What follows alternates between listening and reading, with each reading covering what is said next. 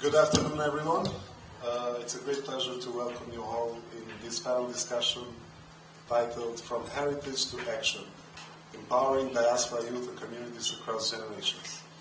I am Lirin Krasnici, co-director of NGO Germin, a non-governmental organization based in Pristina, who has been working and engaging the Albanian diaspora in the past 10 years. Today we will explore how diasporic communities can transform cultural heritage into action by fostering intergenerational collaboration, social development, and cultural continuity. We'll also learn from real-life examples on how diaspora organizations across the world have successfully built cross-border networks to create lasting social impact. We have an outstanding group of panelists here who will share their uniquest perspectives on the topic and their extensive experience in diaspora engagement, social policy, and cultural development. Before we begin, we have a video message by Mr. Mohamed Idrizi as our keynote for today. Mohamed is chairman of the Organization of German Albanian Academics based in Hamburg, and I would ask the team to play his video message before we start the discussion. Dear guests, welcome to Ulpiana Forum from several countries around the world.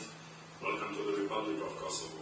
My name is Mohamed Idrizi, and I have the great honor to talk today to you through this video remark from Hamburg in Germany.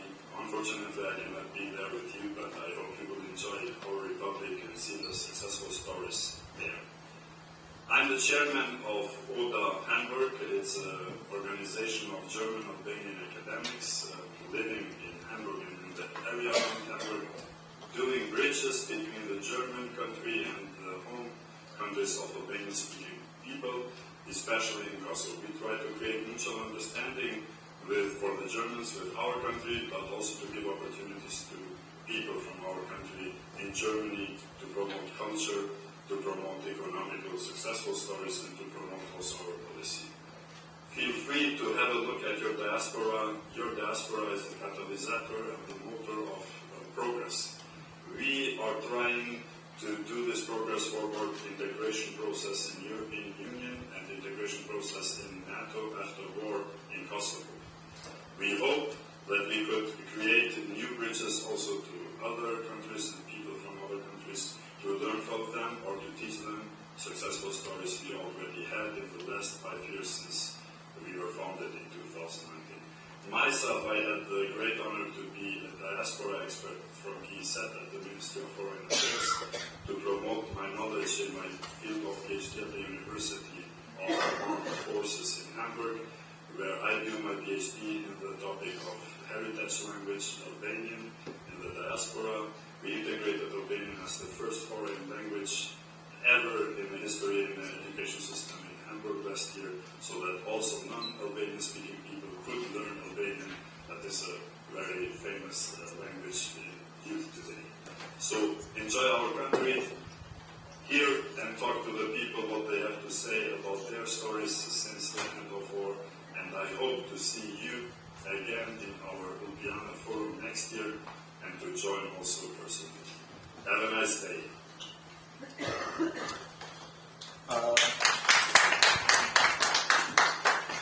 We thank Mohamed for this message.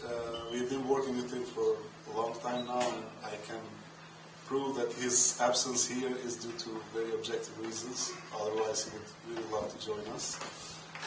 Moving on, I would like to invite Ms. Hela Ben Yusuf Aurdani, Vice President of the Democratic Forum of Labor and Liberties and Vice President of Socialist International Women from Republic of Tunisia.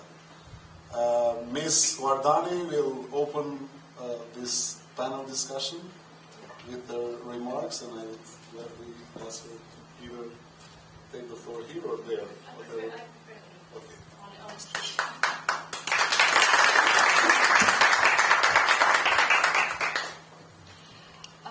I'm so apologize. I speak in French because my English it's not very well, and I hope to share with you all my idea and all my sentiment of this subject in French because it's more simple for me.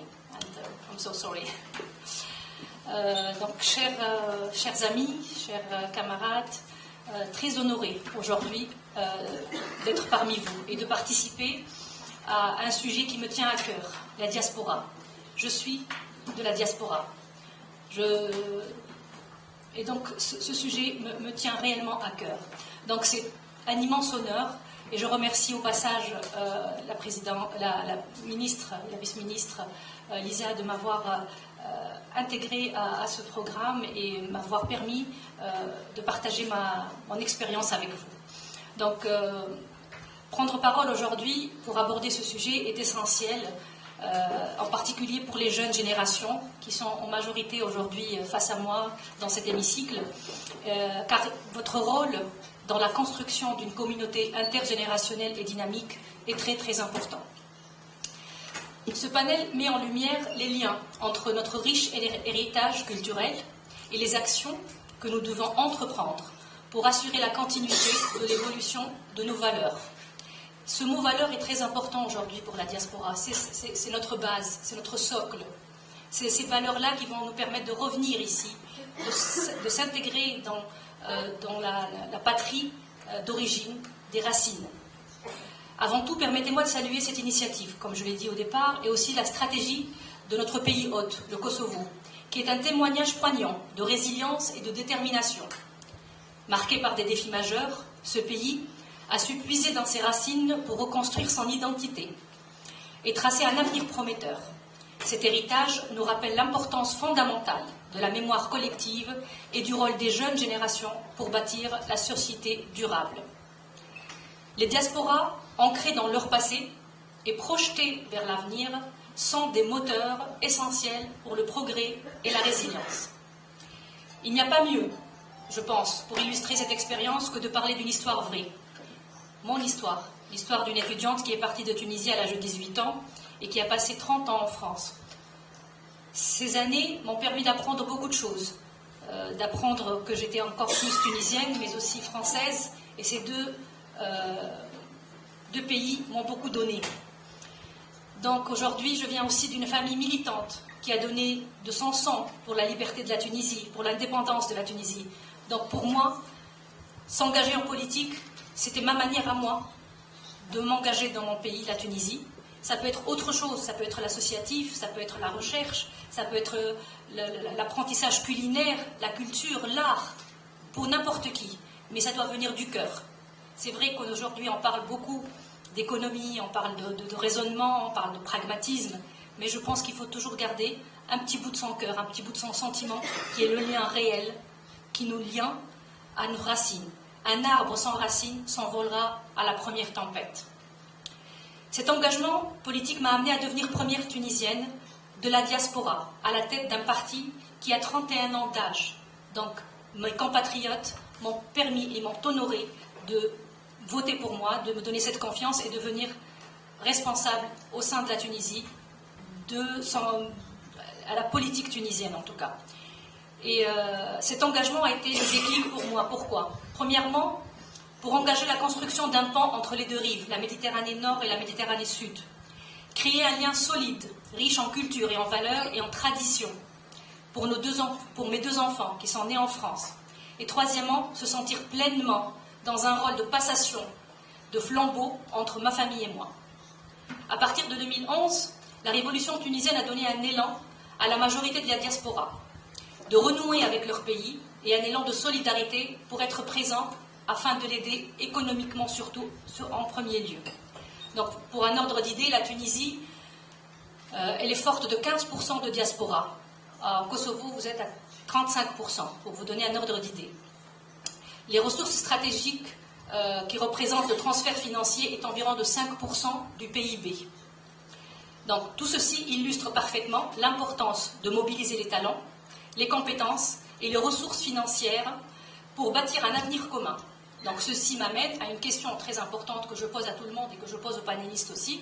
Comment ces diasporas peuvent-elles, grâce à des liens intergénérationnels et des stratégies bien définies, devenir les catalyseurs de changements durables dans leur pays d'origine? Donc à travers le monde, la diaspora joue un rôle crucial dans le développement économique, social et culturel.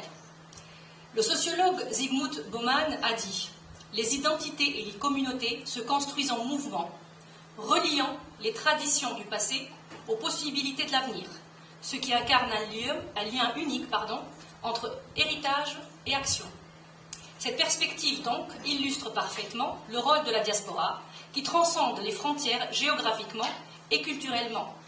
Ceci va confirmer que nous sommes un acteur essentiel dans la transformation et la résilience de nos nations.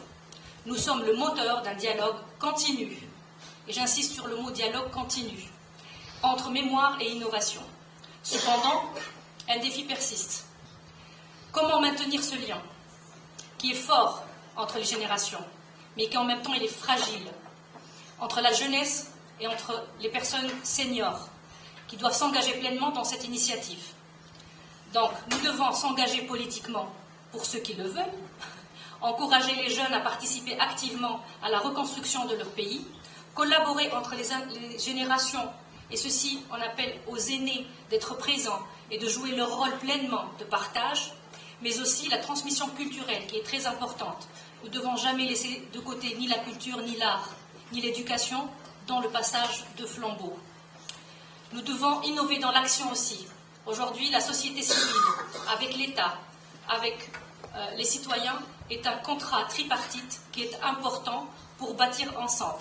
Et pour cela, je vois que la GIZ est en face de moi et qui est partenaire de ce forum, sachant qu'en Tunisie, la GIZ aussi travaille sur cette thématique en créant le Global Forum avec les associations des Tunisiens résidant à l'étranger. Et je pense que ceci pourrait être un lien commun entre nos deux pays, dans le futur en tout cas. Aujourd'hui, mes chers amis, nous devons donc aider à la création d'emplois, au transfert des connaissances via la diaspora, grâce à des initiatives et du mentorat. La première chose pour moi, parce que je l'ai vécu, donc la Tunisie, elle est passée par la législation, par la Constitution.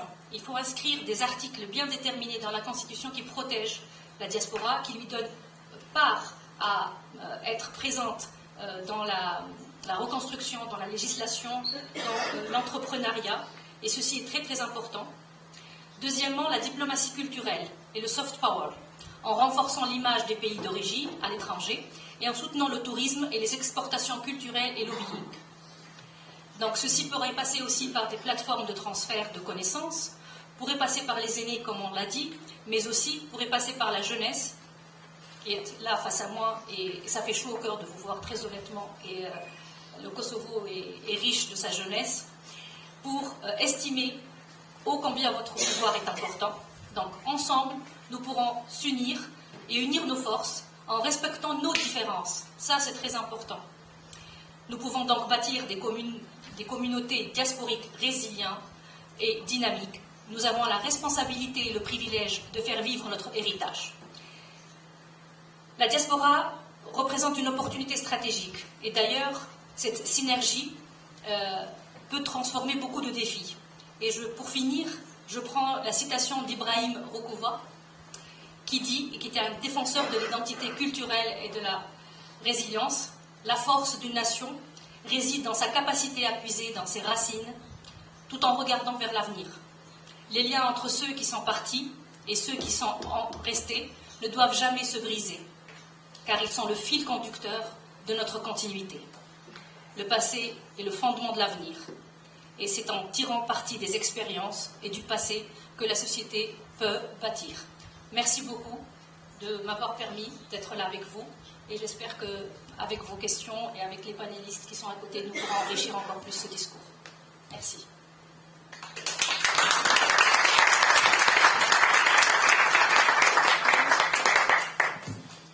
Thank you very much, Ms. Wardani. I could relate a lot to your history and to what you're doing, both on the professional level, but also on the national level, and what your country has been going through. And I think, while you were speaking, I was thinking, we that work on this diaspora engagement industry, we could create a nation because we understand each other even without meeting before. So thank you very much for your inspiring remarks. I would like to move now to our panel discussion. I will introduce the panelists that we have today, our distinguished guests as speakers, starting from Ms. Ermina Lekaj-Prlaskaj, former member of the Croatian Parliament and now Special Advisor to the Croatian Ministry of Foreign Affairs. Ms. Shiva Abdikari, President of Nepali Samaj, an organization based on the Federal Republic of Germany. She has led the community integration effort in Germany and advises on migration policies promoting acceptance and respect as the foundation of progress. Ms. Roman Klepetko, Deputy Director of the Czech Agency for International Education and Research. Ms. Nadine Loja, sorry if I'm not spelling well your names, Founding Director of Egypt Diaspora Initiative, who has connected over 45,000 members globally, fostering inclusive dialogue and driving social contributions. Dr. Ilir Gadeshi, Director of the Center of Economic and Social Studies in Albania. Ms. Gadeshi is our partner and friend for many years and has done an extensive research on diaspora and migration, focusing on academic diaspora. And Ms. Hanna Petrichenko, Executive Board Member of Ukrainian Alliance, I'm translating it in English, organization, who has mediated and worked on public service experience, having served in the Ukrainian local parliament and led impactful community projects. I would like to ask you to briefly introduce what we have been doing, all of you in 3 minutes, and then I would move with some questions, and we can open the floor for questions from the audience. We can start with you, maybe, Ms. Lekaj. We have translation, so.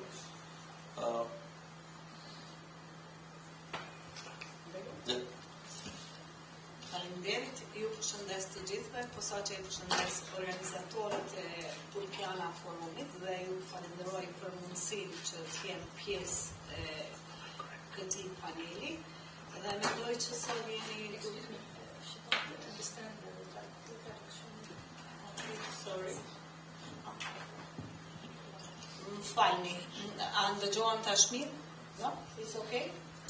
Okay. Pra, së pari dua t'i falenderoj organizatorët e Ulpiana forumit dhe t'i falenderoj për mundësinë që të marrë pjesë në këtë forum.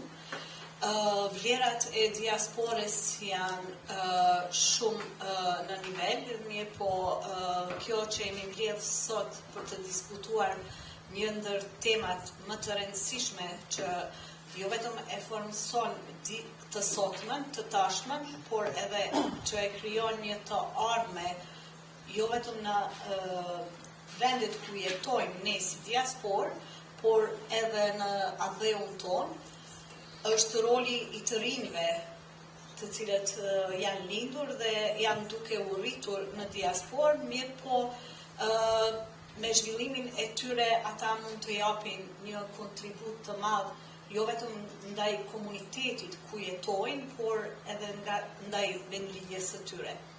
Pra, gjithë e dim që rinia është themel i çdo shteti të suksesshëm, është një forcë që sjell ide të reja, energji dhe inovacione të reja. Ne sot flasim për një kohë ku ndryshimet globale dhe sfidat globale janë shumë të shpejta, dhe mendoj që roli i të rinjve tonë është një ndër rolet më vendimarrëse dhe rinia jonë është krijuese e të nesërmës, por edhe e protagoniste e të sotmës. Une kisha me fol pak më shumë për rinin shqiptare e cila jeton dhe vepron në Kroaci.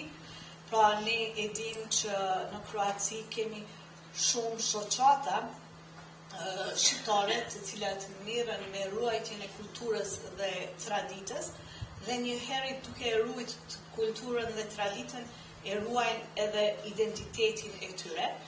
Mirë po mendoj që tani është koha që rinia jonë e cila ka arrit të integrohet në shoqërinë kroate të ketë një kujdes me ndihmën e gjeneratave të vjetra që mos të asimilohet në atë shoqëri, dhe kjo është një ndër detyrat më të vështira të rinisë sonë që duke u integru në shoqëri mos të asimilohet. Ajo që është me rëndësi për rinin tonë, mendoj që përveç angazhimeve kulturore dhe takimeve të ndryshme që bëhen nëpërmjet shoqatave të ndryshme, është e rëndësishme edhe angazhimi politik i tyre, sepse angazhimi politik është thelbësor për fuqizimin e diasporës. Pra, duhet ta kemi parasysh që diaspora çdo herë duhet të ketë një zë të fuqishëm në vendimarrjen e politikave në vendet ku jeton, sepse nëpërmjet këtyre mekanizmave mund të ndihmon edhe vendit apo vendlinjes prej nga e kanë origjinën. Pra, rinia jonë duhet të jetë e angazhuar edhe nëpërmjet partive politike në vendet e tyre, sepse në një mënyrë më të drejtë për drejtë mund të lobojnë për vendin anë të tyre. Pse e thom këtë? Sepse 3 mandate kam qenë deputete në parlamentin e Kroacisë dhe aty kam parë se sa e fuqishme është kur ti je e instaluar në institucionet e shtetit ku jeton dhe më lehtë e kam që të loboj për mendjen time pra për Kosovën. Njashtu, rinia jonë duhet të jetë e ndërgjegjshme në aspektin politik, duhet të themelon organizata të ndryshme të diasporës, të cilat luajnë një rol të kyçës duke bë organizime të ndryshme, edhe pse duhet të themi se ne kemi këto organizata të diasporës, mirë po duhet të gjejmë një mënyrë se si mund të lidhen prej të gjitha shteteve këto organizata dhe një numër sa më i madh i trinjve shqiptar të kyçen në këto organizata. Ajo çka është edhe e rëndësishme që rinia jonë të jetë e vetëdijshme dhe të merr pjesë në zgjedhje, pa marrë parasysh a merr pjesë në zgjedhje të vendit ku jeton, apo në vendlinjen e tyre apo në pjesën e vendit prej nga e kanë origjinën e tyre, sepse ne sot e dim që roli më i rëndësishëm dhe gjëja më e shtrenjtë është vota e votuesit, dhe për këtë arsye duhet punohet që të krijohen mekanizma të ndryshme për të siguruar pjesëmarrjen e të rinjve në zgjedhje. Këtë rast kemi edhe zgjedhjet në Kosovë, pra duhet rinin tonë ta vetëdijsojnë që të jenë pjesë e zgjedhjeve nëpërmjet votimeve, po edhe nuk është keq që edhe Parlamenti i Kosovës të ketë deputet nga diaspora, siç i ka edhe Parlamenti i Kroacisë 3 deputet nga diaspora, sepse, siç thash më herët, kur jeti pjesë e parlamentit apo e mekanizmave të institucioneve shtetërore, atëherë e ki edhe një fuqi më të madhe që ti ndihmojsh pjesës tjetër, pra në këtë rast tham për komunitetin ton, gjithësisht për shtetin ton Kosovën. Njashtu rinia jonë duhet të ketë bashkëpunime edhe në distancë, pra duke bë platformat e ndryshme digjitale, gjithë e dim se rinia jonë e njeh shumë mirë teknologjinë dhe vetëm në këtë mënyrë mund të krijohen hapësira sa më të mëdha për projekte të përbashkëta në fusha të ndryshme apo në për forume të ndryshme që përfshihen diaspora dhe vendi i origjinës të rinjve tonë. Këtu kemi edhe shumë shembuj të cilët edhe janë në përpunim dhe duhet të ngrihen në një nivel më të lartë, siç janë aplikacionet e platformave të ndryshme që lidhin profesionistët e diasporës me vendin e origjinës. Njashtu rinjët tonë duhet të lidhen edhe më shumë me profesionistë nga vendi i origjinës, prej nga ju vjen origjina e tyre, Dhe duhet të ndihmojmë për zhvillimin e karrierave të këtyre, mirë po edhe për lidhjen e tyre në aspektin kulturor mes vendit ku jetojnë dhe vendit prej nga vinë. Si mund ta bëjnë këtë? Tash më herët ne kemi shoqata të ndryshme në Kroaci ku e prezantojmë kulturën nga vendi ynë, ku ftojmë miqtë tanë kroat, cilëve ju tregojmë se cila është kultura jonë, cila është tradita jonë, si e kultivojmë ne kulturën tonë, pra t'jetë një lloj i trashëgimie për t'i përforcuar lidhjet kulturore, sepse me përforcimin e këtyre lidhjeve kulturore përforcohen edhe lidhjet ndërnjerëzore, se në atë mënyrë ne e njohim njëri tjetrin më mirë dhe më shumë. Njashtu do t'ishte mirë që të bëhen projekte bashkëpunimi ku mund të organizohen projekte të ndryshme të përbashkëta në fushat e teknologjisë, biznesit dhe edukimit, ku të rinjët e diasporës mund të japin një kontribut me njohuritë dhe burimet e tyre, pra të shohin, të shkëmbejnë përvojat dhe njohuritë që i kanë mes veti. Ajo që është me rëndësishme, mund them që gjatë mandatit tim ka qenë shumë e rëndësishme për mu që universitetet kroate të lidhin me universitetet e Kosovës, Shqipërisë dhe Maqedonisë së Veriut.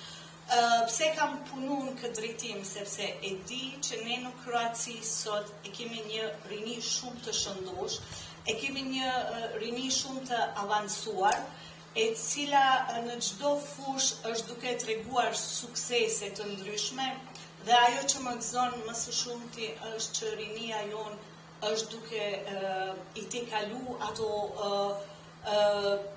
pengesa që i kanë pas prindët e tyre, dhe janë aq mirë të integruar në shoqëri, janë duke u shkollu, dhe në për gjitha universitetet e Kroacisë, së paku i kemi 2 apo 3 të rinë shqiptar, mëson që në një universitet i kemi 37 rinë që janë shqiptarë, pra shqiptarë që lindur në Kroaci, mirë po kjo është një numër i cili tregon se sa i japin mundësi prind dhe ata sa e vlerësojnë që t'jenë të shkolluar dhe të avancuar në shtetin ku jetojnë. Dhe për këtë arsye e kam pasit arsyeshme që të kenë bashkëpunimet përbashkëta mes universiteteve kroate, në këtë rast përmeni vetëm Kosovën, dhe universiteteve të Kosovës, që të bëhet shkëmbimi i përvojave mes, jo vetëm mes studentëve, por edhe mes profesorëve. Njashtu duhet që të rinjtë tonë t'ju mundsojnë që të vazhdojnë në ruajtjen e kulturës dhe identitetit të tyre, dhe këtë më së miri mund t'a bëjnë me mësimin e gjuhës anëtare. Në Kroaci prej vitit 2009 e kemi mësimin plotësues në gjuhën shqipe sipas modelit C, ku shteti kroat, Ministria e Arsimit Kroacisë, ju mundson të gjithë atyre të cilët i takojnë një komuniteti apo edhe shumicës kroate që ta mësojnë gjuhën dhe historinë shqipe në shkollat fillore. Dhe këtu i kemi 17 shkolla fillore ku mësohet gjuha shqipe si mësim plotësues dhe një shkollë të mesme, kurse prej këtij viti jemi në themelim të qendrës për kulumtime albanologjike, e cila është në bashkëpunim me Fakultetin Filozofik të Zarës, dhe prej kësaj hapi dytë do të bëhet që ta kemi Institutin e Albanologjisë, sepse mendoj që është shumë e rëndësishme për popullin shqiptar që jeton në Kroaci, dhe kjo është një pjesë e projektit që e kam filluar prej vitit 2015, që ne ta kemi Institutin e Albanologjisë në Zagreb, pasi që këtë institut e kemi në Beograd prej vitit 1937, dhe mendoj që shumë me rëndësi është që Instituti i Albanologjisë të jetë në Zagreb. Ajo që më gëzon këtu mua dhe që dua ta ndaj me ju, në këtë qendër për hulumtime albanologjike kemi 2 profesoresha shqiptare, të cilat janë të lindura dhe të rritura në Kroaci, dhe cilat rrjedhshëm e folin edhe gjuhën e tyre anëtare, gjuhën shqipe, dhe të cilat kanë doktoru. Njëra prej tyre është një ndër studentet më të reja që e ka doktoraturën në moshën 24 vjeçare, dhe ato do të jenë mbartëse të këtij projekti. Pra vetëm këtu shihet suksesi i të rinjve tanë cilët jetojnë dhe veprojnë atje. Ne ashtu... si gjatë pola. Që ta kemi se cili nga një të rejnë lasë më të hyrje. Okej, në regull, nështë ta pak e di që ke shumë të kam shumë për me të regu. Okej, atëherë e kemi qartë, do ta përfundojmë nëse ti kush do të pyet, atëherë unë do të... Po e ndalim këtu të pjesa e universitetit, me që jave jemi në universitet, për ta vazhdu pastaj me një pjesë të tjera. Okej, po ndalimi këtu, vazhdojmë më vonë nëse dikush ka pyetje, jam e ha për të përgjigje pyetjet e juaja, vetëm desha të përfundoj. Pra, themi ashtu, kjo konferencë, ky panel, le të jetë një kujtesë për të gjithë ne, se e ardhmja është në duar të rinjve tonë, dhe ne duhet t'i mbështesim të rinjët pa marrë parasysh se ku gjenden. Faleminderit, më falni që e zgjata.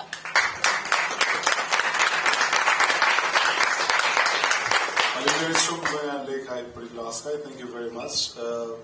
I will go through the order I have it here and start with Professor Shiva on his opening remarks. I'm really curious, and I guess also the audience, to know about your work with the organization in Germany.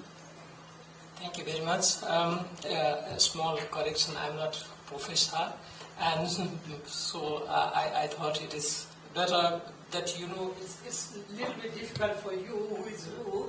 So I just have my name list here, and I would like to start. I will try to keep it short within time, but allow me to begin with thank you. Thank you for your nice hospitality from Ulpiana Forum on Organizations Committee. Thank you very much. Thank you for your... Thank you that I am here and having me here. And thank you on all our audience who are listening us. Thank you very much. Behind this thank you, there are two peoples due to whom I'm here. And let me allow also to thank them. And the one is Grenada and another is Zela, who they are both from GIZ and they recommended me to come here. So now let me begin about my journey and my association journey. We from Nepali Samaj, we are NGO based in Frankfurt in Germany, and we established it in 2003. That means we have experience of about more than 21 years. Next year we are going to be 22 years old. And it is very common for all diaspora organizations. You start as a cultural, meet with each other. And in that manner also we started.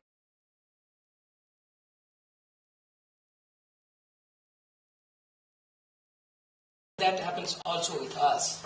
And now we are not only as a cultural organization, but we are also involved in politics. And from our advisory board, who is working for BMZ and GIZ in Germany, I am also nominated in Hessen in State Government Integration Conference for the next 5 years. So you see the tendency how. But now you are going to take responsibility in the country of residence, not country of origin. That is the first thing. Now, how you are going to relate your country of origin and country of residence. You cannot stop migration. It is beyond your capacity. You cannot. In that case, what are you going to do? Your aim should be that these migrants, these diaspora, involved in your country. And that is, we are very much confident about that. I was so happy. I had the opportunity to talk lot of fellows yesterday and today also. And it is very eye-opening for me because they are willing to come to Kosovo, but they, as a second generation, they are here and doing your fellow program. And some of them, they will stay here also, I guess. And that is the good thing what you people are doing. And that is also lesson for us. I'll take that with me. And I have already planned, because I'm very fast in that regard, so I planned a discussion with our new generation in Germany, Nepalese new generation, and GAZ in Nepal to have this exchange of knowledge very fast. And Sunday at 10 o'clock we are going to have a meeting regarding that. So I'm action oriented. I'm also time is very important for me. Now, before I close, let me tell you the real story. The new generation, what we complain, those of us who are having white beard, what we complain. The new generation is TikTok generation. The new generation is Instagram generation. But we don't see the potential. We don't praise the potential. Do you know what they are doing with these two social media thing? They are explaining their view within 30 seconds. Can we do that? Can we do that? I think it is difficult for us. I am trying to do this. I am also in Instagram and I am producing reels, being above 50, because I thought this is the way we can learn from each other. And so we have to respect that. And the one story, this is a real story. I educate, I try to empower the youth. And while I was empowering the youth, they were all about 16 to 19. And I said that this world is not balanced. It is very big gap between poor and rich.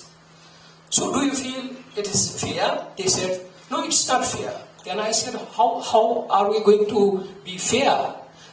One of the guy, he was very angry with me, and he told me, you are asking me to cut my laksas? You are asking me to cut my all privilege what I have? What is this? Then I said, no, it's not. Then he said, I'm telling you one example. I have a big pizza in front of me, and now this pizza I am eating alone. But you are coming as a referent here, and you are telling me that you should divide. So I am hungry, he is hungry, and we are not. So this is the wrong principle. I was buff. I didn't understand what to say, but I thought, okay. Then I asked him, so it is your responsibility, you young people are sitting here, to develop this pizza scientifically so that you are happy with a small piece of pizza. It looks like very fantastic. Very fantastic. I mean, it looks like some like utopia you say in German. So, and it was so exciting for me. Then I took my mobile phone in hand and I said, you know, I studied in India, being in Nepalese in India, and in 94 I did my bachelor. That time there was no what this mobile phone is doing today. It is everything. And that time, if somebody tell you regarding this mobile phone that in 20 years, 40 years, this is going to be like everything doing instrument, you will. But whole world, if you take the part together apart, then you will see the made in China, made in India, made in Nepal, everything is there, whether it is in form of software or hardware, whatever it may be. So it is the responsibility, and this is possible. So what we are thinking today, we have to start, and this is the responsibility of new generation, and that is called empowerment. And if we don't do this, if we don't change this narrative, the world will not be better. And that is responsibility. For 5 minutes, but it was very important for me, and that is our work, what we do. It is not only for diaspora, Nepalese diaspora. It is not only limited to Nepalese diaspora. We take all diaspora together, and we also take together because we have to work together. And I'm just coming to end. I know your organization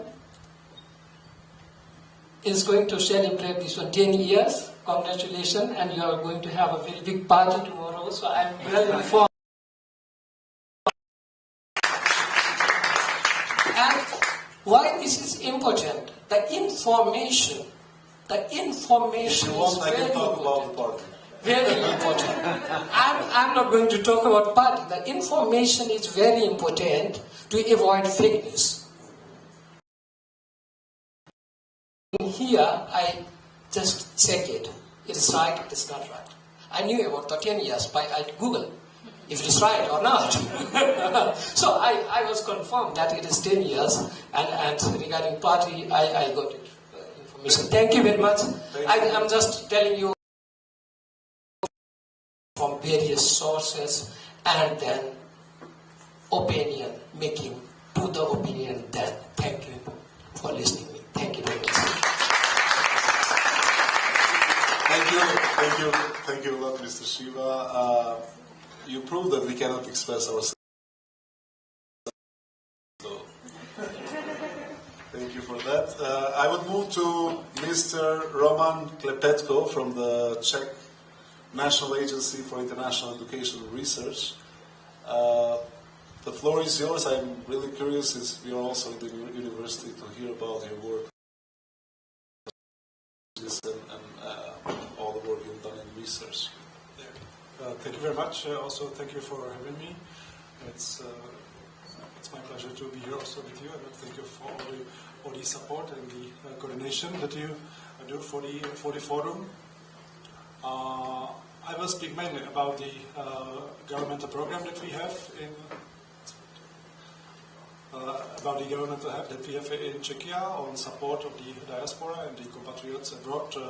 Because I'm from the Czech National Agency for International Education Research, and we are doing a common program of the Ministry of Foreign Affairs and the Ministry of Education on the educating diaspora. We are also, our main task as the agency is actually to be the national agency for the Erasmus program. So it's the European Union Students Exchange Program, and also I have to say that in this we believe that the international cooperation, the exchanges, actually the migration around the countries, it really empowers the young people, students, with knowledge, with languages, with understanding each other. And I think that we say that the Erasmus program is one of the best things of the European Union. It's something that everyone understands actually. And it really builds the European identity and the European culture, but also the global one. Erasmus is open also to other countries and other continents of the world, so it also builds global competencies for the students and global community. In Czechia, we don't have that big diaspora, I can say, comparing to what's shared here. The Czech people, they don't tend that much to emigrate from the country, I would say. But we also had some migration waves, especially at the 19th, 20th century. At the end of the 19th, there were some waves to Chicago, USA. 100 years ago, we had a Czech mayor being mayor of Chicago, so something that's also similar to the morning panel, that you have the mayor from the country, which really brings the connections between the cities and the countries. We also have the diaspora in Latin America, in Argentina, in Brazil, and also in Australia from that time, and from the time of 1948 and 1968. There was the communist time, the communist regime in Czechoslovakia at that time, and many people left the country, especially to the US, Canada, and Australia. And in Europe, we have some also, let's say, traditional communities. We have Czech communities, Czech villages in Romania, in Banat, in the mountains. We have some Czech community in Croatia, also in Daruvar, I can say, and also in Serbia or Ukraine and Russia. And what we do to support the communities, so we actually did something that was shared here also by the Croatian colleague, that we send the teachers or that we support especially the youngsters, the kids, that they know the language, because I think the empowering in our hands is teaching the language, because once you know the language, then you understand the culture, then you understand your heritage and your roots. And then you also have the conditions maybe to come back if you feel welcome, but you also have the knowledge of the language, which is important, of course. So what we do, that we are sending teachers to the communities abroad. Of course, this works also. This would work even without us, without the state. There will be always some volunteer doing that in the community. Some mothers from the families teaching the kids in the community on Saturday morning. But we see that if we send an employee of the state to the community, that works really better, because it's a full-time job. The person has 40 hours per week, and it really is a different story. You're saying that works better? Yeah, of course. Okay. Or it works good in some cooperation, let's say. It's always good if you have volunteers who do it in their own will, that they want to do it for the community. But we are trying to support this with the full-time workers that we send them. We have we have 4 teachers in Latin America. We have actually just 1 teacher in Australia. We have 2 teachers in USA, in Chicago, and we have some teachers. We have 3 in Romania. In Daruvar, there is actually a school with Czech curricula, so then the students can come back to Czechia and study in the Czech school system, and also some more. So we have these teachers that we really find that it's something that can help the community. What maybe I would end at this point, just would like to mention that I just spoke mainly about the traditional communities, but of course there are like nobody's communities in Brussels, in London, in such cities where we also have some schools done by some NGOs and so on. But we also want to focus on this more, because then you have like mixed marriages, young families with really different roots and with different nationalities. And we think that it's important that also these kids in these like multicultural families, they know the language of the family members, and maybe they can be able then to go to study to Czechia, to get back as young professionals, and so also that they have the condition to come back, because if not, they would stay in some international schools in Brussels, anywhere, and they may never come back because they will not have the knowledge of the language. Thank you very much. It's really interesting insight. And I think it would be very valuable for the Ministry of Foreign Affairs and Diaspora here to get to know about how you organize the teachers abroad, because we are still struggling to find the best model to do that. I would like to move now to Nadine Loja, the founder of Egypt Diaspora Initiative in 2017, an organization that aims to unite all Egyptians abroad. And as I have it here, you have been able to do so with 45,000 members of the Egyptian diaspora. Nadine, the floor is yours.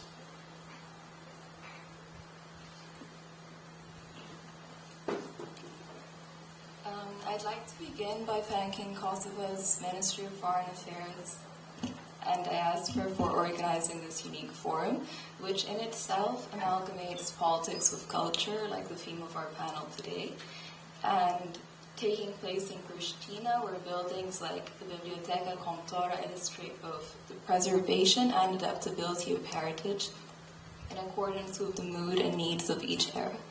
Thank you to Ms. Lisa Gashi for her insight and care, to Ms. Hela Ben Youssef for her powerful opening, my fellow panelists, our moderator Lareem, and to Vergula, who helped curate this discussion.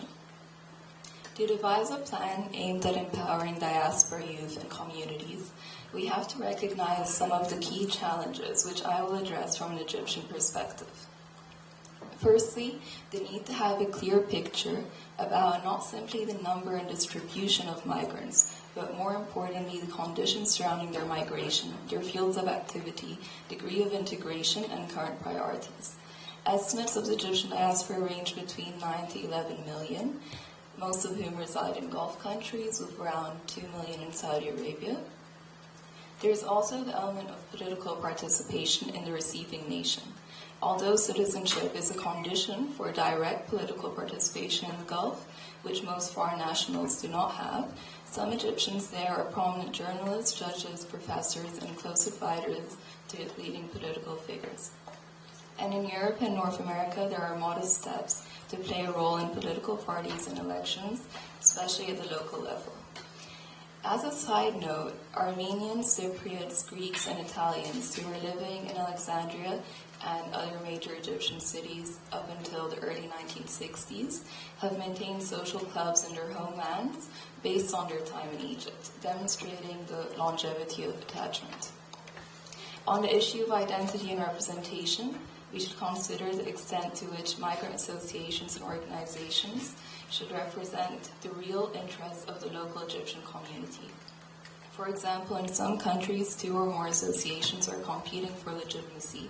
Some do not have elected leaders for a long time or have only loyal friends as members. The Egypt Diaspora Initiative in part stems from a need to counteract organizations founded on exclusivity by being a neutral space for all migrants, regardless of age and gender, religious and political affiliation. Secondly, Egyptians abroad are the 6th largest senders of remittances globally, but the potential of non-economic remittances, such as social, political, cultural, scientific, and technological contributions, stands to be further harnessed and appreciated. Focusing exclusively on the financial results in insufficient research, recognition, and promotion of multifaceted socioeconomic diaspora-led development and can lead to vulnerability. Because while remittances are a main source of foreign currency, if these flows are invested in real estate, for example, the additional demand raises inflation. However, when diversified and destined to small and medium business enterprises, they are more likely to benefit the different governorates diasporans originate from. And thirdly, we ought to consider how the expansion of social media networks and the 24-hour news cycle have heightened long-distance nationalism, leading many Egyptian migrants to be even more interested and attached to what takes place in Egypt as it concerns their older family and perhaps also themselves, should they decide to return one day. Now we come to the question of what is being done regarding all this. Article 88 of Egypt's constitution promises to safeguard the interests of Egyptians living abroad, protect their rights and freedoms, enable them to perform their public duties, and encourage their contribution towards the nation's development. 8 members of parliament are selected specifically to represent Egyptians abroad, but by the different parties, not immigrants themselves. Voting in Egypt's elections is open to Egyptians abroad in around 140 missions around the world, although turnout is directly proportionate to how high the stakes are when they are held. An annual conference is organized by the Ministry of Migration, which became part of Egypt's foreign ministry recently, to create dialogue between Egyptian experts abroad and at home in various sectors like healthcare, education, water resource management, and to encourage cooperation. Youth camps take place in Egypt to enable second and third generation Egyptian migrants to come and renew their bonds to their ancestral land and culture, as well as the promotion of Arabic language programs, similar to the Albanian language program and the Czech Republic one. I'd also like to note that Egypt appreciates the role of the African Union Commission in coordinating African diasporas to benefit from their experiences and enhance intra-African integration and development within the perspective of Agenda 2063. I welcome this opportunity to share ideas with Kosovo and all countries represented at Ulpiana Forum 2024 and hope to reach an action plan together. Thank you.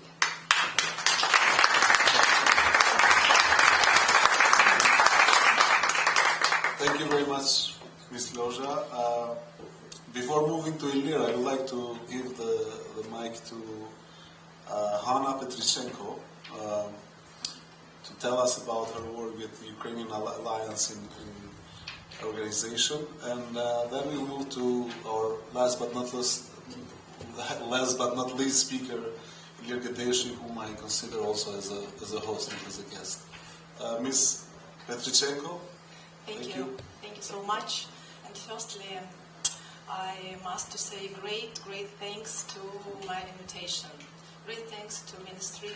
Great thanks to GIZ team. Great thanks to Pristina, to Kosovo. I'm very glad to be here. And yes, I am an executive board of Alliance of Ukrainian Organization in Berlin. Now I stay in Berlin. But 3 years ago, I came to Berlin from Ukraine, from eastern part of Ukraine, from a city which name is Bakhmut. Maybe you know a little bit. Now, it's a pity, but now Bakhmut is destroyed by Russia, and my family have no room, no apartment, no town to come back. And we must to create our future here in Europe and in Germany now. And till 2022, I'm a part of Alliance. We make great work, volunteer work. Me, my friends, my acquaintance, my family. I have 2 kids, 2 teenagers, and this is our future. Youth with energy, with great thoughts, and we make our society. And with them, with our experience and with their energy. And I think this, in my opinion, this is only right way to be common, to be together, and make some good things. And 3 aim direction of our alliance is to protect Ukrainians, advocacy, the first, then humanitarian aid, and to create common fields in education and study. And last year we started educational project in our community of active and political involvement in German society. It was very interesting because Germany has a very good field for this and for young people as well. And we have a very good impact of it. We are known, and now our alliance consists of 22 organizations of Ukrainian basement in 7 Bundeslands in Germany. And yes, we understand that we not only the diaspora abroad, Ukrainian diaspora abroad, we are a great part of policy of society, of European society. And Ukrainian people are very active, has a high level of knowledge, high level of skills, and have a very good energy and power. So I think only together we can make sustainable peace in our world and in Europe as well. Thank you so much for this forum, for this field of communication, of presentation each other's, of sharing our thoughts. Thank you so much.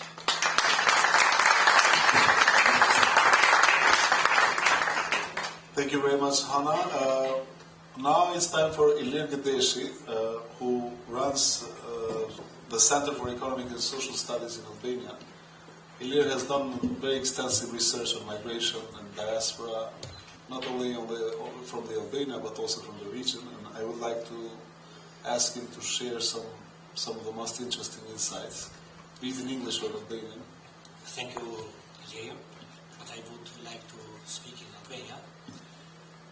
Para disa vitesh, në Shqipëri kishim bërë një studim atë që quhet diaspora shkencore shqiptare, ku kishim përfshirë të gjithë të rinj shqiptarë që kishim bërë një doktorat jashtë vendit dhe jetonin dhe punonin jashtë vendit. Dhe nga Shqipëria ne vlerësojmë që janë të paktën 3.000 persona me doktorata jashtë vendit, them të paktën sepse mund të jenë 5, 6 edhe më tepër, të përqendruar kryesisht në Shtetet e Bashkuara të Amerikës, në Itali, që është vendi i dytë, dhe vendi i tretë pastaj fillon me Gjermani, Angli, Francë dhe vende tjera të Evropës Perëndimore. Pra si thua, në vendet më të zhvilluara të OCDE-s dhe 60% e tyre punonin në universitete dhe institucione shkencore. Dhe kjo diasporë mund të luajë një rol shumë të madh për vendin e origjinës. Ne menduam që këtë gjë ta riprodhonim edhe në rastin e Kosovës dhe bëm të njëjtën anketë me doktorantët nga shqiptar nga Kosova që janë në vendet e Evropës Perëndimore dhe Shtetet e Bashkuara të Amerikës. Dhe u bazova një anketë me mbi 400 PhD nga Kosova. Dhe mund të them pa frikë që Kosova ka të paktën 1.000 persona me PhD jashtë dhe mbi 60% e tyre punojnë aktualisht në universitete dhe institucione shkencore. Çka karakteristika ka kjo diasporë? Së pari, kjo është një diasporë që është e re dhe përbëhet nga disa shtresa.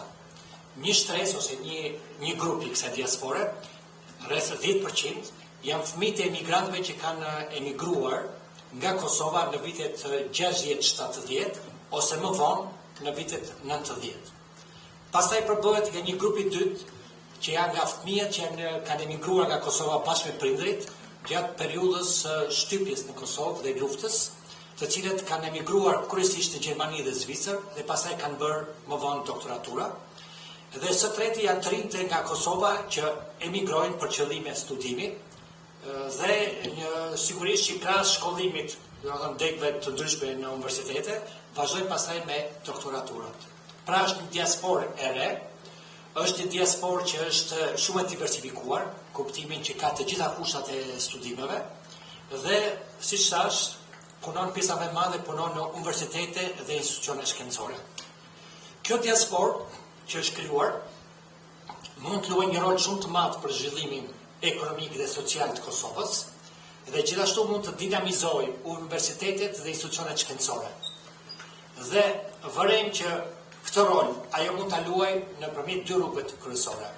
Ka të bëjë nëpërmjet rikthimit dhe rruga e dytë do të ishte bashkëpunimit, në rast se nuk rikthehej nëpërmjet bashkëpunimit. Ne shikojmë që diaspora shkencore nga Kosova, rreth 37% e saj dëshiron të kthehet dhe të kontribuojë në vendin e origjinës.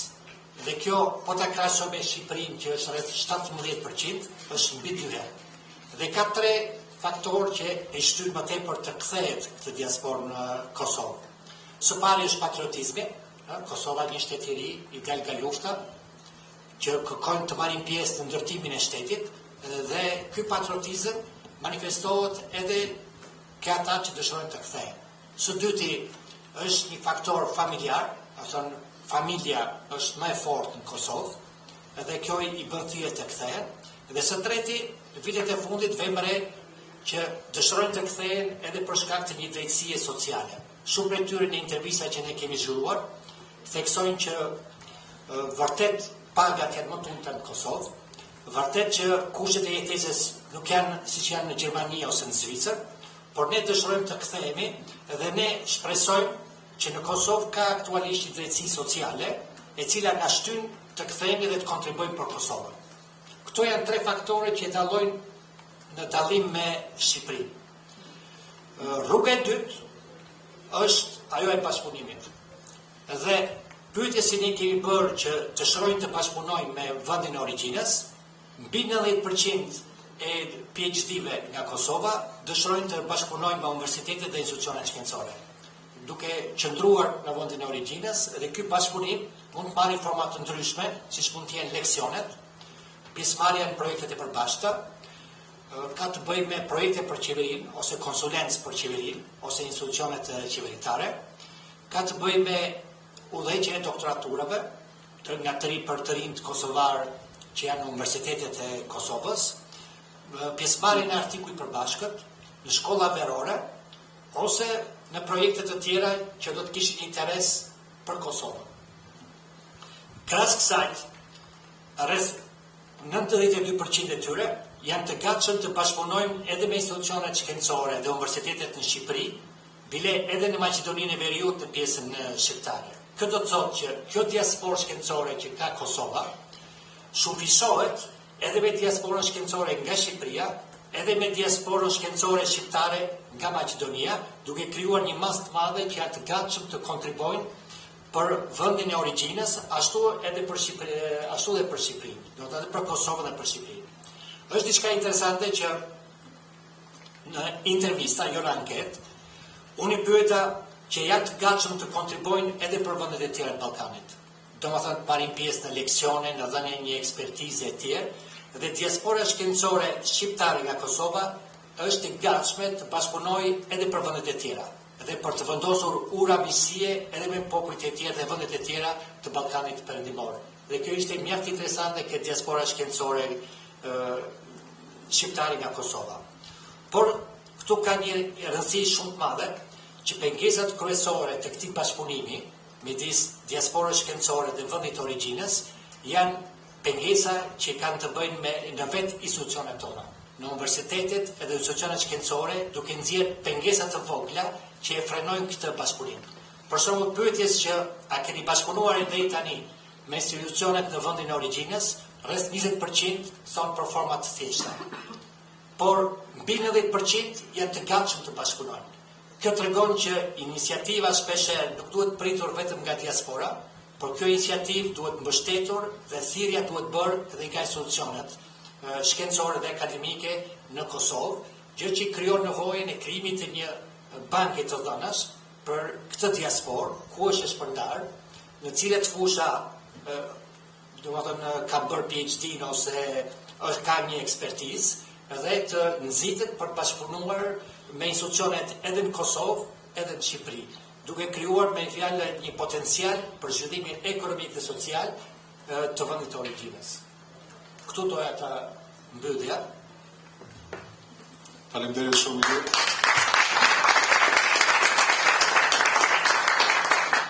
Thank you very much. I would like to make some questions, but given the time constraints, I would like to open this opportunity to the audience. So, if you have any questions about any of the panelists or the topics that they discussed, please raise your hand.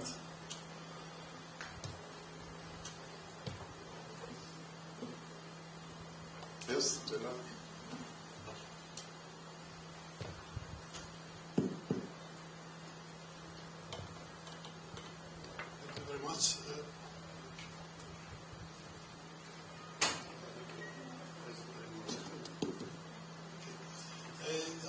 I would just like to thank you all for your contribution and ask maybe for diaspora organizations in Germany to give us an example of how they are cooperating directly with the countries of origin, which fields and what are you doing, which projects you had, and maybe in this aspect for Ms. Petrichenko and Shiva, Mr. Shiva. Thank you very much.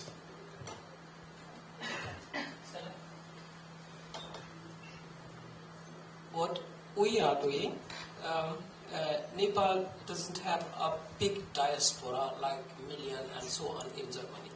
We are almost about 8 to 10,000. And the most of the people who are in Germany, they are in IT sector and health sector. So what from our organization, we are supporting health project and education project. And that is the main thing what we are doing. we have also knowledge of exchange within our diaspora community in Germany. And we are cooperating with each other. Like, I'm telling you one example. GIZ, we applied project last year, project in Nepal. But when this tender came this year, we asked the other organizations who are very new to apply. And they got it, and so we as an experienced organization, we are helping them how to implement this project. So that is the thing. The most thing where we are involved is health sector, because we need a lot of people in health, and you need healthy people, whether it is mental health or physical health. So that is the one. And the education sector. So education is, and for us, very important. We are involved for deaf children. I mean, if you are coming from developing country and if you are handicapped, it is very, very difficult. So we are supporting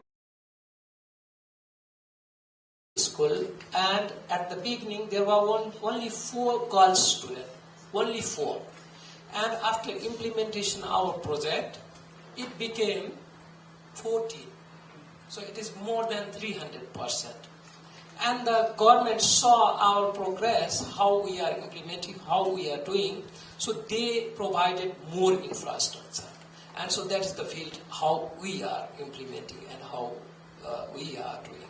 So it is cooperation within ourselves, cooperation with the country, and our project comes, the idea comes from country of origin, not from us. The most of the organizations do, they create some ideas and they want to implement some project in original country, but we don't do that. And for us, each of 22 organizations which we have in Germany has his own projects, small or bigger. Ukrainian diaspora in Germany consists of more than 1 million people, and we must to communicate with these people. In which way, can you ask me? In way of helping of projects with small groups, with big conference. For example, we have some projects consists of a small group, Ukrainian refugees, or Ukrainian refugees at all, or only teenagers, or only ladies, women. And we support them in mental health with art therapy. We invite specialists, psychologists. One of our aim is stabilize our people, because every Ukrainian people have a big level of stress now. And we understand, after communication with German government, with Senate in Berlin, we understand that when people have a good level of mental health and mental stability, then they have a resource to find job, to be a powerful part of society, not to be every day in stress. Oh, I'm stressed, or only crying. But I can do something. I can do small things. For example, volunteering work. We have one project. We collect money, and then we collect small bags with the first aid, military or for a hospital, and we transfer these bags to Ukraine. And this is work for everyone. And because of this, because of communication, people have these close and warm links between each other. When we communicate with some person with good feeling, then we feel also good. And this is very, very small steps, but when we have more of these small steps, it became a very big good job and big impact on our society. Thank you. Any other question?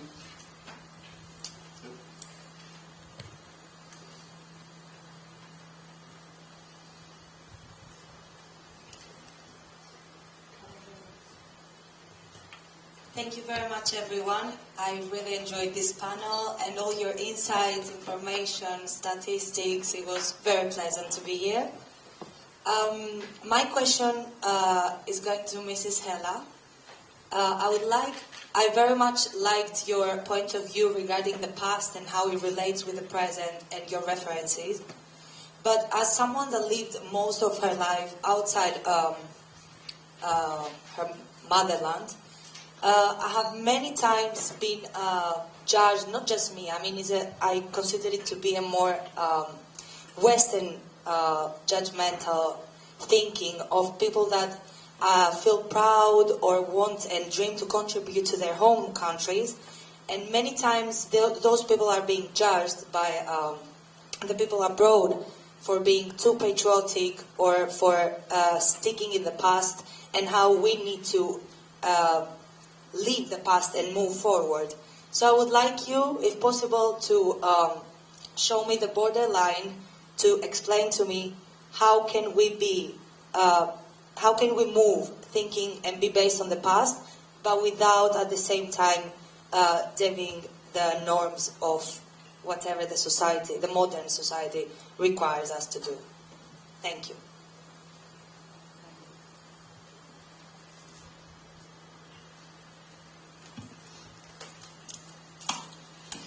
Merci pour cette question fort intéressante. Je vais reprendre ce que j'ai dit tout à l'heure. Quand je me suis engagée, 30 ans en France, c'est vrai que j'ai passé plus de temps en France qu'en Tunisie, puisque je suis partie à l'âge de 18 ans. Le lien familial, mais aussi les stigmatisations et le racisme que nous subissons dans les pays où nous sommes immigrés ou déplacés, parce qu'aujourd'hui, pour information, entre 2022 et 2023, la migration a augmenté de 10%, ça veut dire 6,5 millions de personnes, et ça ne va pas s'arrêter, vu la situation géopolitique. Donc, le lien intergénérationnel est très important. Pourquoi ?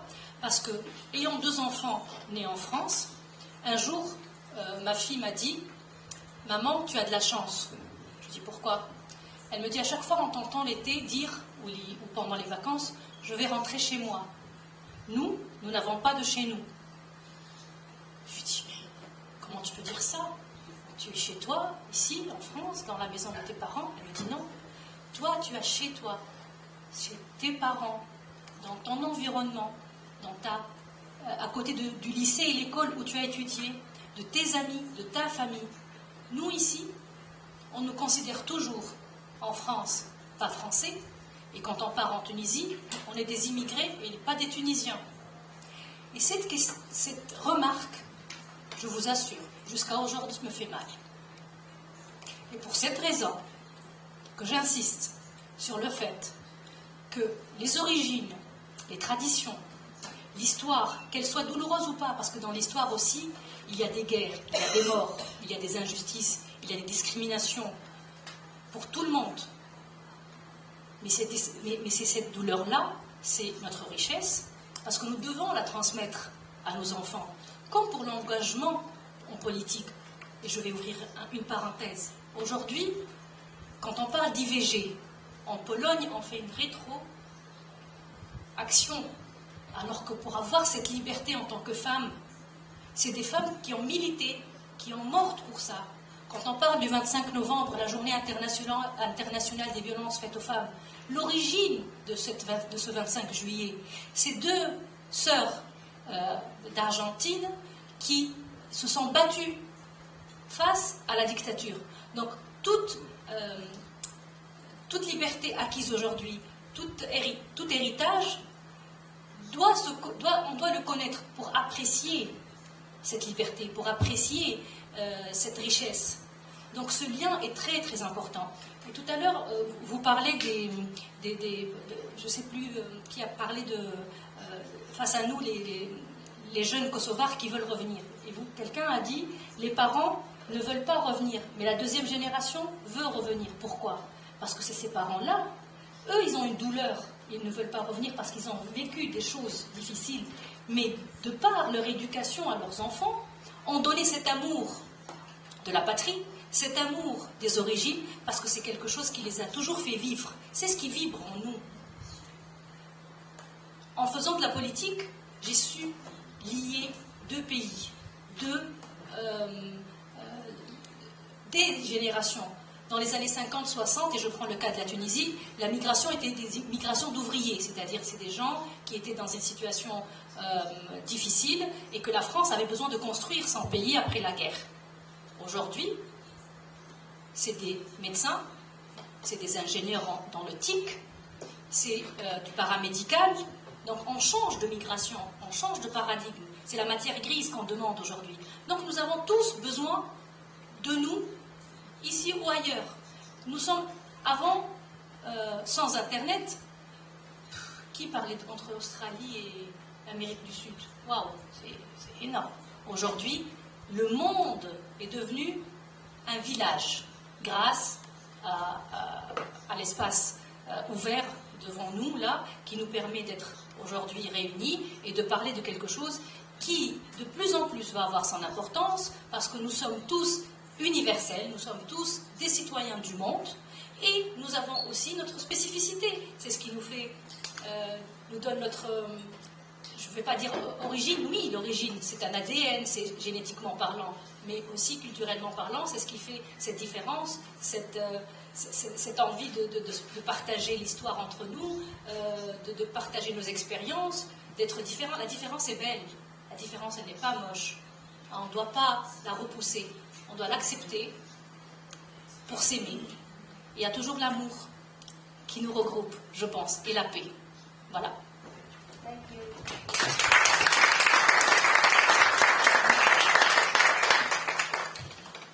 Thank you very much, Hella. I wouldn't continue after your insightful and passionate explanation about this. I think this explains a lot about all diasporas, not only your experience. And this is, I think, the beautiful part of diaspora discussions, because we can find common spaces and common struggles in our experiences wherever we are. With that, I would like to thank you all for all your contributions, starting from you, Hella, Sheila, Ermina, Roman, Nadine, Ilir, and Hannah. Thank you everyone for your attention and for your contribution. And on behalf of Ulpiana team, I would like to close this panel discussion and invite you all to join us in the coffee break at Kino Armata. I'm not going to use this mic to invite you to our event, but you know it already. Thank you very much.